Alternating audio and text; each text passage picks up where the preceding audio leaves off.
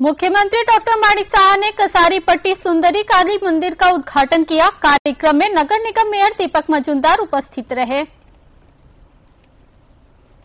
शुक्रवार को भव्य समारोह के बीच मुख्यमंत्री डॉक्टर माणिक साहा ने 20 नंबर वार्ड में नए काली मंदिर का उद्घाटन किया। मौके पर मेयर दीपक मजूमदार व पार्षद रत्ना दत्ता भी उपस्थित थे।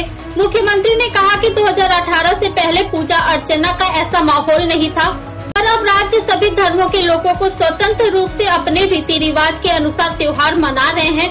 प्रधानमंत्री नरेंद्र मोदी के नेतृत्व में पूरे देश में भी त्योहारों का वातावरण मजबूत हुआ है। पूजा पाठे भगवान ईश्वर तो ওরা বিশ্বাসই করতো না, কিন্তু মাননীয় প্রধানমন্ত্রী নরেন্দ্র মোদীজি আসার পর আমরা দেখলাম একটা গণজাগরণ হয়েছে। ভগবানের উপর বিশ্বাসের মাত্রা এখন কিন্তু অনেক বেশি হয়েছে। এখানে গণেশ পূজার এখন চলছে, এর আগে মনসা পূজা হয়েছে, আগামী দিন বিশ্বকর্মা পূজা হবে, তারপর দুর্গা পূজা হবে।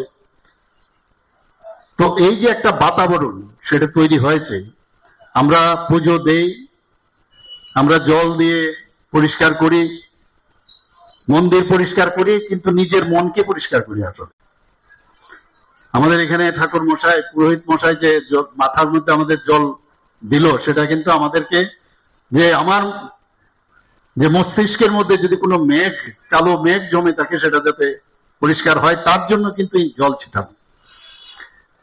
আমরা ফল ফুল দেই, অর্থাৎ ভগবানের সৃষ্টি, সেই সৃষ্টিগুলোই আমরা বেঁচে আছি ভগবানের কারণে, এবং উনাকে সেইগুলো কিন্তু আমরা দেই উনাকে, এবং তার থেকে যে ফল আমরা প্রসাদ হিসেবে আমরা গ্রহণ করি, ভগবানের থেকে যে এনার্জি, সেই চার্জ আমরা পাই, সেই এনার্জি আমরা যখন সেটা গ্রহণ করি, আমাদের মধ্যে সেই চার্জ, আমাদের যে বেঁচে থাকার আরো রসদ, আমাদের শক্তি, সেটা কিন্তু সৃষ্টি হয়। এগুলো আমাদের সনাতনী ধর্মে এগুলো উল্লেখ করা আছে, এবং সনাতনের অর্থই হচ্ছে, অনেকে কিন্তু আমরা সনাতন ধর্ম আমরা বলি, কিন্তু সনাতন ধর্মের অর্থ হচ্ছে যার সৃষ্টি কেউ বলতে পারবেন না।